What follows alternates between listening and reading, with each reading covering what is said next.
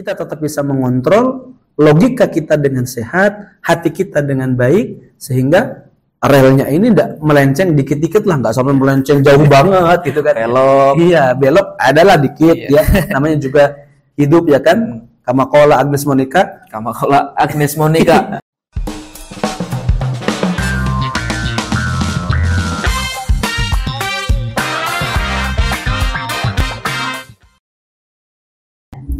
Indonesia negara hukum, karena hukum kita bisa jadi bersatu. Assalamualaikum warahmatullahi wabarakatuh. Waalaikumsalam warahmatullahi wabarakatuh. Berjumpa lagi dengan program kita, yakni Darussalam Podcast, yang merupakan salah satu media dan salah satu wadah untuk kita bisa bercengkrama terkait dengan bagaimana kehidupan, bagaimana perjalanan seorang santri dalam menghadapi kehidupannya sehari-hari. Berbicara terkait santri, kita mempunyai tipologi santri yang berbeda-beda. Yang pertama, ada santri yang fokus untuk mengaji setiap hari, ada santri yang fokus untuk mengabdi, atau bahkan yang sekarang sedang tren adalah santri yang sering untuk mencintai. Sebelum itu, perkenalkan dulu, nama saya Muhammad Afal Marom, pembawa moderator dalam acara Darussalam Podcast. Nah, ada suasana baru karena moderatornya ganti, dan harapan menjadi podcast nomor 1 di Indonesia, atau bahkan di akhirat, seperti itu.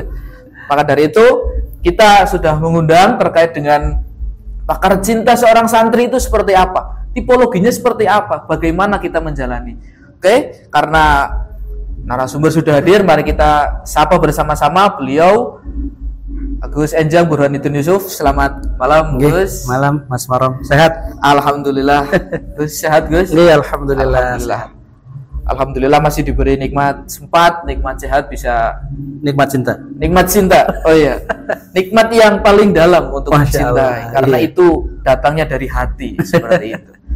Ya. Beliau ini merupakan salah satu pengasuh yang ada di Pondok Pesantren Darussalam Dukuwaluh Purwokerto, dan santri itu biasanya mengundang beliau Gus Enjang sebagai pakar cinta yang ada di pesantren. Seperti itu, Gus. Tapi kan pas ini ya dengan tema malam hari ini ya. Sangat pas dengan tema malam hari ini yang kita membawakan bagaimana cinta itu terjadi. Cinta itu bisa bagaimana cinta di kalangan para santri tentunya. Karena di sini Darussalam Podcast. Kita ya bisa mengalahkan podcast sebelah ya, Gus. Podcast ini menjadi yang terbaik. Tapi yang pertama untuk Gus Enjang sendiri, bagaimana tanggapan, karena santri-santri di sini itu akrab dengan Gus Enjang itu sebagai pakar cinta, itu seperti apa dengan sebutan santri itu? Bagaimanapun santri itu diciptakan sebagai manusia yang normal, punya perasaan, punya keinginan, punya harapan, punya cita-cita, dan punya cinta ya? Punya cinta. Iya, karenanya bagi saya sesuatu yang wajar dan normal kalau santri itu kemudian di dalam hatinya punya kecenderungan kepada lawan jenis. Bahaya kalau malah sesama jenis ya. Tidak boleh. Tidak boleh. Tadi pagi di ngaji sudah diterangkan tidak boleh sesama jenis. Tidak boleh sesama jenis. Sehingga pandangan saya terhadap cinta yang dirasakan seorang santri itu adalah hal yang wajar selama kemudian perasaan ini bisa dia manajemen dan kelola dengan baik, dan kemudian tidak menyebabkan dia terjerumus ke dalam kemaksiatan. Itu yang paling penting. Nah, jadi berbicara terkait dengan tipologi santri dan juga yang sudah diterangkan bahwasannya memang kita itu hakikatnya punya hati ya, punya hati yang kecenderungan terhadap lawan jenis mungkin ada. Namun berbicara terkait itu adalah hal biasa terkait cinta. Namun di sini kita punya hal yang cukup luar biasa ya pemirsa. Sering jadi diskusi hangat di karangan mas-mas ya. Iya. Ya, bincangan hangat dan sedikit-sedikit spill cerita biasanya. Balik lagi terhadap tadi yang diterangkan terkait tipologi santri, memang hakikatnya seperti itu. Nah, terkhusus di kita di Darussalam Podcast ini kan di Pondok Pesantren ya, Gus. Menurut Gus Enjang sendiri, bagaimana berjalannya cinta, bagaimana berlakunya cinta itu yang memang dalam kekhasan suatu pondok pesantren itu seperti apa? Di Darussalam sendiri ada santri putra, ada santri putri. Gitu. Darussalam ini kan pondok pesantren yang santrinya rata-rata umur remaja, Remaja. karena ada yang SMA, Diman, SMA. dan banyak juga yang sudah kuliah. Tentu di masa-masa ini mereka sudah memahami perasaan dagdikduk. Yes. Iya. Iya. Kalau ketemu marom, ketemu mbak-mbak yang agak glow itu langsung hatinya kiu-kiu gitu kan ya. Kiu-kiu cukur-ukur gitu. Iya. Ini wajar sih, karena remaja manapun atau siapapun akan melewati masa ini. Tapi tentu santri punya cara pandang berbeda terhadap perasaan menggebu-gebu, perasaan berdetak ketika bertemu orang yang mungkin dia Sukai. Itu berbeda. Gimana? Santri tahu memelihara rasa ini sebagai sebuah fitrah. Karena ketika itu difahami sebagai fitrah, santri tidak akan mungkin menodai perasaan itu dengan hal-hal yang salah. Dengan hal-hal yang membuat cintanya menjadi tidak lagi suci.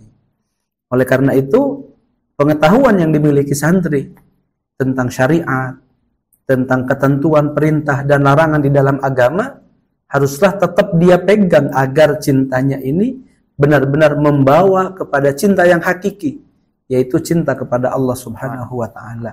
Kalaupun dia mencintai makhluknya yang cantik, makhluknya yang good looking gitu ya. Zaman sekarang namanya good looking. Good looking ya. Itu semata-mata sebagai pancaran tajalli bahwa apa yang di dalam dirinya sebagai fitrah, tapi tentu dia tahu batasan-batasan di mana dia boleh dekat dengan lawan jenis tadi. Gitu.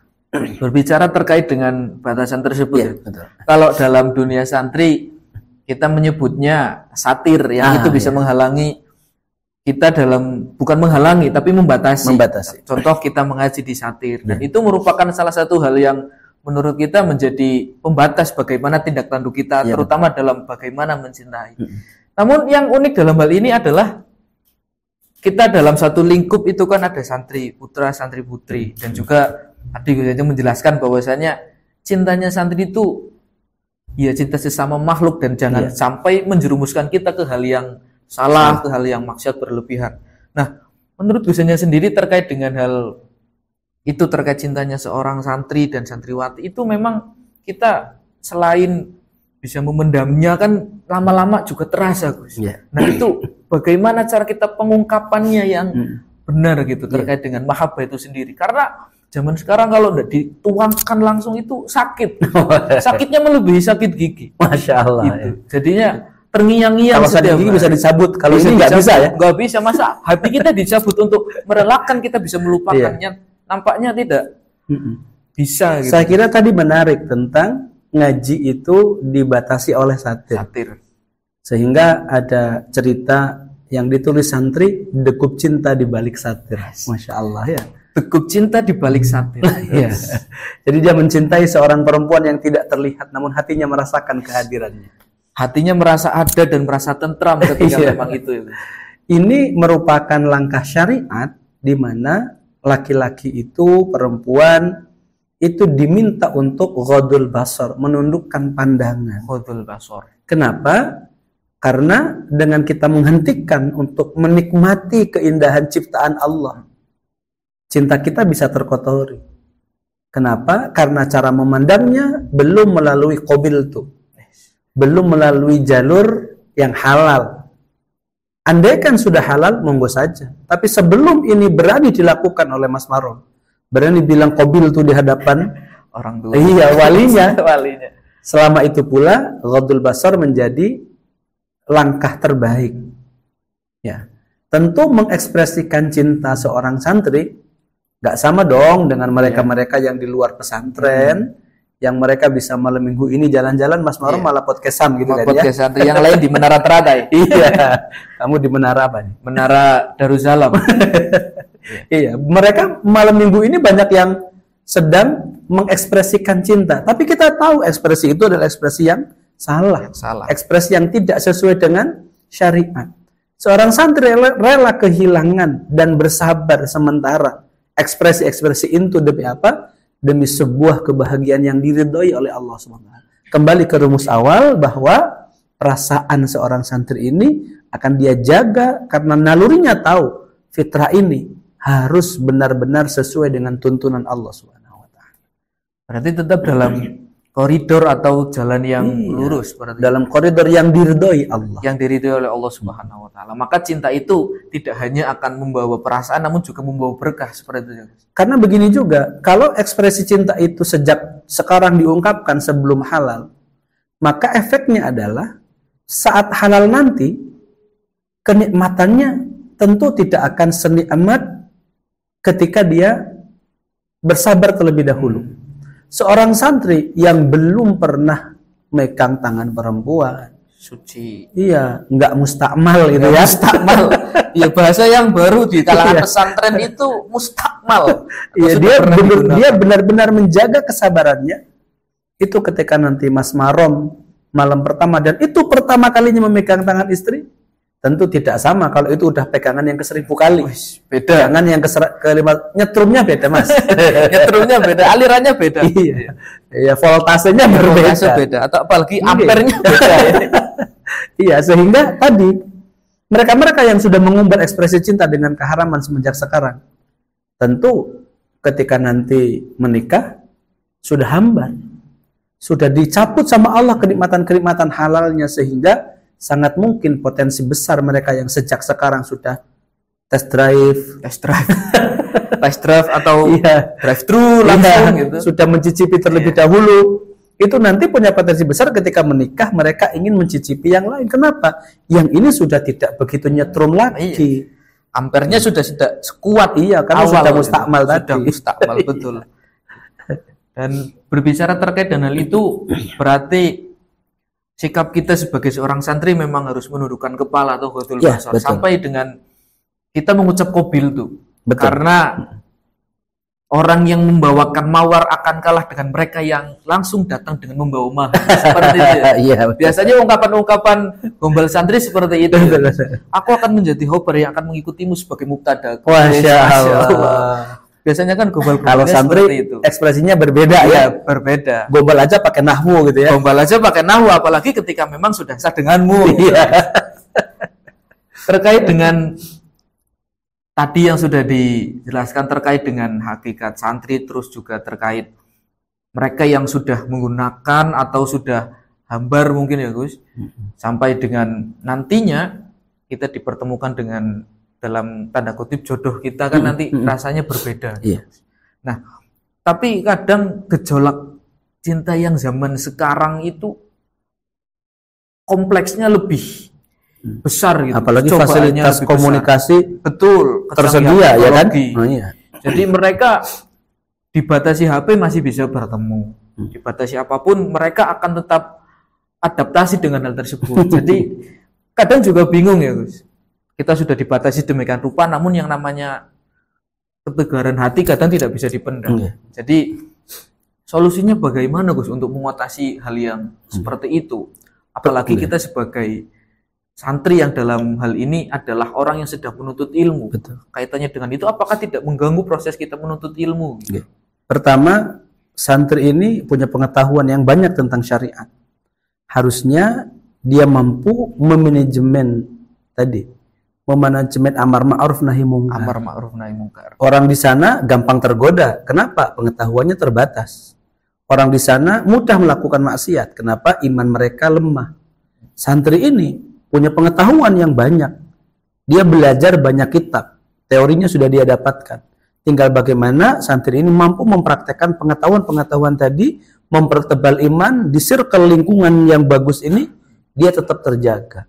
Andai kemudian jebol itu ya. Andai kemudian dia tidak mampu menahan rasa cintanya, menahan tsunami perasaannya itu kan. Itu ya saya yakin tetap masih dalam koridor yang lebih terjaga dibanding dengan mereka-mereka yang di luar pesantren. Tentu tetap masih ada santri-santri yang kemudian tadi meskipun dibatasi masih berani ketemu, masih berani gombalin, masih berani apa saja. Tapi tetap saja insya Allah mereka-mereka yang di pesantren ini akan tetap lebih terjaga dibanding dengan mereka-mereka yang berada di luar pesantren. Kenapa? Pesantren ini berisi banyak orang-orang saleh, circle-nya orang-orang yang baik. Dan di circle yang baik inilah kemudian kita ini terjaga untuk senantiasa dekat dengan Allah. Andaikan dia keluar rel, insya Allah tetap akan kembali lagi ke rel. Jalan yang benar. Iya. Dan mengetahui terkait hal itu kan berarti kita ekspresinya berbeda-beda ya, Gus. Kadang kita meninjau dalam hal lain bahwasannya ini cinta yang benar. Tapi kadang yang namanya anak muda kan menafikan hal itu atau menepis hal itu. Betul. Jadi tipis sekali beda antara cinta dengan nafsu. Oh, beda. Jadi ini tipis sekali karena deteksi reaksinya mirip-mirip, bahwa degup jantung yang bertambah kencang itu bisa jadi karena nafsu, bisa jadi karena cinta yang murni. Nah, seringkali remaja sekarang tidak punya deteksi yang kuat bahwa itu nafsu. Makanya saya sampaikan di ngaji tadi pagi itu, ketika perasaanmu, ucapanmu, WA-mu, komunikasimu sudah mengarah ke hal-hal yang berbau fahisyah, sesuatu yang campur saru. Bukan campur sari. Bukan. Campur saru. Itu hati-hati. Segera saja hentikan ya WA-mu, hentikan video call-mu, hentikan komunikasimu dengan perempuan tadi, agar kamu tidak sampai terjerumus kepada hal yang lebih buruk lagi. Nah, santri punya pengetahuan ini. Harusnya ilmu yang dia dapatkan tentang ini mendorong dia untuk menghindari hal-hal yang demikian. Ini harus menjadi kesadaran semua santri. Semua orang ketika cintanya menggebu-gebu dan kemudian ternyata ini dibumbui nafsu, tolong jangan terus diikuti. Karena sekali nafsu itu diikuti, dia akan meminta yang lebih sampai terjerumus ke dalam kemaksiatan yang besar. Berarti memang koridor dan batasan itu ada dalam diri kita ya, Gus? Iya. Karena memang yang paling mampu untuk benar-benar menghentikan kemaksiatan, menghentikan yang salah ini adalah imanmu yang Allah tanamkan di dalam hatimu masing-masing. Sangat luar biasa berarti. Iya. Nah, terkait dengan hal ini berarti teman-teman jangan salah sangka terlebih dahulu, karena santri punya, kalau zaman sekarang namanya love language atau bahasa untuk mencintai. Berarti di dunia pesantren pun punya love language sendiri, bagaimana mereka sangat khas bagaimana menyikapi dengan hal itu. Bagaimana mereka memendam rasa yang sehakikatnya itu sudah besar. Namun menurut Gusnya sendiri, kadang yang namanya cinta itu kan seperti dewa, seperti lagunya Dewa 19. Cinta itu buta dan tuli, tidak melihat dan tidak mendengar. Kadang kita butuh yang namanya apresiasi dari lawan jenis. Bagaimana mereka dalam mencintai.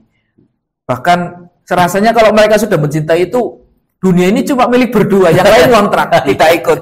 Jadi mereka hanya penghias. Nah, terkait hal itu memang dari Gusnya sendiri menyikapi terkait hal itu, memang bentuk cinta yang paling dalam dan paling besar seseorang, terutama santri itu bagaimana, Gus? Agar mereka tidak terjerumus ke hal-hal yang negatif, hal-hal yang tidak diridhoi oleh Allah Subhanahu wa taala, itu bagaimana bentuk bahwa seperti itu? Cinta yang paling hakiki itu sebenarnya adalah cintanya Allah kepada makhluk.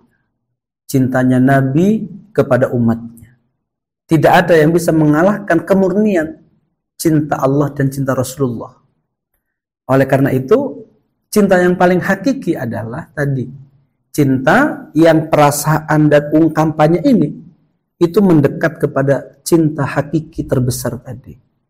Cinta yang senantiasa menuntun kita untuk bersama-sama dekat kepada Allah. Makanya saya sering sampaikan ke teman-teman bahwa mencari pasangan itu, carilah orang yang tangannya akan menuntun tanganmu ke surganya Allah.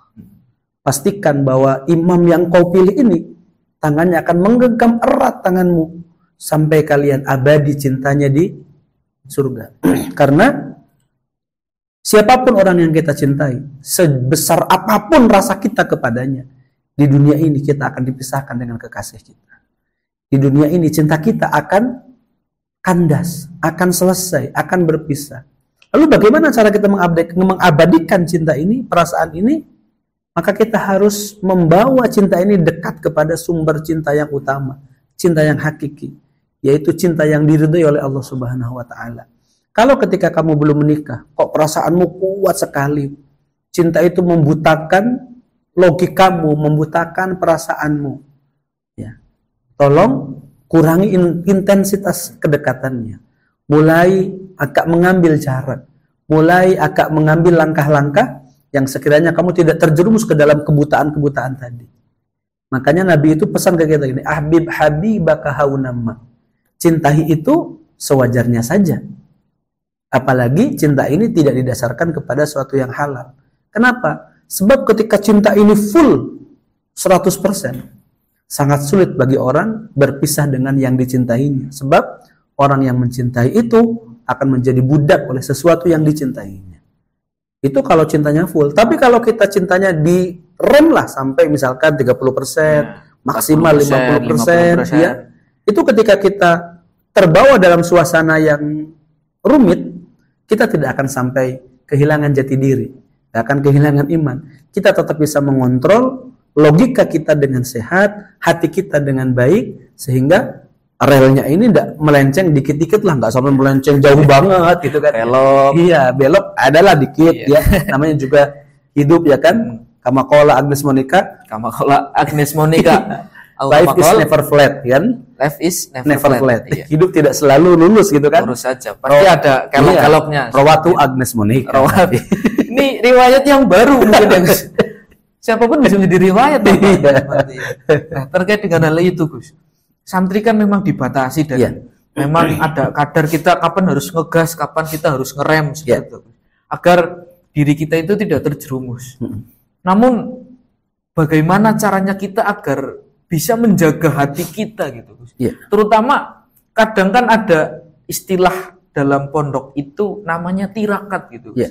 Meninggalkan hal-hal yang kita santri itu kan diuntungkan di pesantren itu banyak sekali kegiatan. Saat kamu nafsumu ngajak kamu untuk dekat dan sebagainya, itu masih bisa dialihkan. Ngobrol dengan teman-teman, ya kan? Lupa anda itu nggak asik, kamu masih bisa ngafalin Imriti, ngafalin Alfiyah, ya kan? Iya, itu bisa dialihkan karena manusia ini bisa kok mengalihkan perasaan dengan kegiatan-kegiatan yang positif tadi. Apalagi kalau benar-benar diikuti, ya kan? Kegiatan-kegiatan pondok ini lalu energimu dihabiskan untuk kebaikan-kebaikan tadi, maka insya Allah kamu tidak akan terlarut dalam perasaan yang kemelut, ya kan? Ketika kemelut ini terjadi, tuh kemudian kamu tumpahkan dalam hafalan Alfiyah, kamu tumpahkan di dalam mutolaah kitab-kitab. Ya, setidaknya pikiran kamu tidak terlalu fokus sama Markonah, gitu kan? Ya, tidak terlalu fokus sama fulanah, gitu kan? Akhirnya, ya kan? Sesuatu yang setan iblis itu ngacak kamu pada maksiat, kamu tipu dengan nggak bisa blis gitu kan? Kita gocek dulu. Iya. Belok dikit lah. Belok dikit. Jangan terlalu fokus. Jadi kan menjadi manfaat yang tidak terduga-duga ya. Ketika memang kita sedang merasa gundah, kadang kan mereka itu ya galau setiap hari, mereka tidak bisa merealisasikan, apalagi kadang ini saya belum disuruh makan sama pasangan atau ayah nggak mau makan. Ayah udah sarapan belum? Gitu ya. Semangat ya ayah.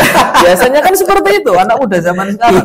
Menyemangati, katanya, kenapa kok kamu belum makan, belum disuruh makan ayang? Diingetin sama ayang gitu. Apa-apa ayang. Nah, bagaimana ketika memang itu berhubungan dengan contoh hal yang paling utama adalah ibadah kita. Kalau memang nggak disuruh, apakah kita tidak menjalankan? Biasanya kita memang ya namanya manusia kadang terlena dengan hal yang seperti itu. Orang itu lupa. Ada ayang yang lebih ayang, yaitu Allah Subhanahu wa taala. Yang betul-betul mencintai. Kalau ayang yang fulanah tadi, cintanya ya sebatas itu. Tapi kalau ayang itu Allah Subhanahu wa taala, cintanya unlimited, tak terbatas. Tidak ada batas maksimal. Itu sangat hakiki, karena sangat mungkin orang-orang itu meninggalkan kita, tapi Allah tidak akan pernah meninggalkan kita. Asalkan apa? Asalkan kita tetap menjaga tadi rasa perasaan sayang kita, mahabbah kita kepada Allah Subhanahu wa taala. Jadi kita memang dalam lingkup pesantren ini memang tidak ada hal yang dirugikan seperti itu ya. Kita dalam hal lain pasti ada hikmah dan ada yang bisa membuat kita menjadi insan yang lebih baik lagi. Katanya dari beberapa persepsi kita memantaskan diri terlebih dahulu gitu, agar kita ketika kita ditepuk tapi bukan menjadi imam tapi menjadi imam yang itu adalah imam selamanya. Iya, betul. Ketika ada orang yang menepukmu bukan mengingatkan jadi imam sholat tapi jadi imam seumur hidupnya. Nah, wah, itu kan keren banget ya kan. Itu juga menjadi salah satu. Dan saya yakin kualitas imam itu ditentukan juga oleh tirakatnya. Tadi disampaikan ya kan. Nah, tirakatnya santri itu salah satunya bukan hanya dalam bentuk puasa, bukan hanya dalam bentuk ngerowot, bukan hanya dalam bentuk Daud atau mutih dan lain sebagainya atau talail dan sebagainya. Tapi hari ini saya kira bentuk tirakat santri itu adalah dengan apa? Menjaga perasaannya dan bersabar untuk tidak mengumbar kepada sembarangan orang, untuk tidak terus-menerus dia sampaikan, reaksikan kepada perempuan-perempuan yang ada. Tapi bagaimana perasaannya dia jaga dengan kesabarannya dan kemudian dia fokus kepada ilmu, nanti pada akhirnya dia akan ditepuk oleh makmum yang pantas, yang layak sesungguhnya menemaninya sampai keabadian di surga itu. Bahkan til jannah gitu. Iya betul, sampai til jannah. Tidak hanya mengantarkan kita dalam kesenangan duniawi, namun dalam akhiratnya kita juga dituntun dan itu menjadi salah satu hal yang kita didik sekarang. Iya, pada akhirnya kan cinta yang paling indah, romantisme yang paling indah itu adalah genggaman seseorang yang bersama-sama menuju surganya Allah. Masya Allah, Masya Allah. Itu adalah tingkat baper yang paling dalam. Iya.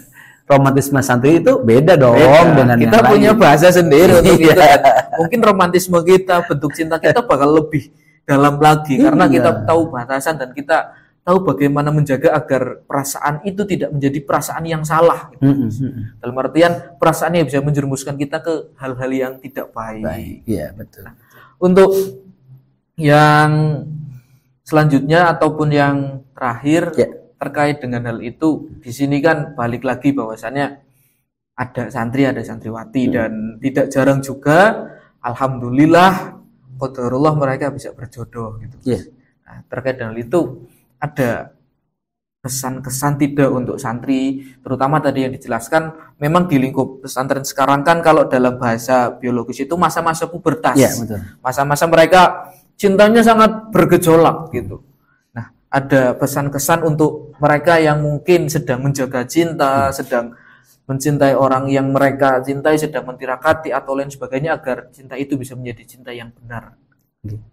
Cara terbaik mendapatkan jodoh itu bukan dengan mencari, dengan memantaskan diri.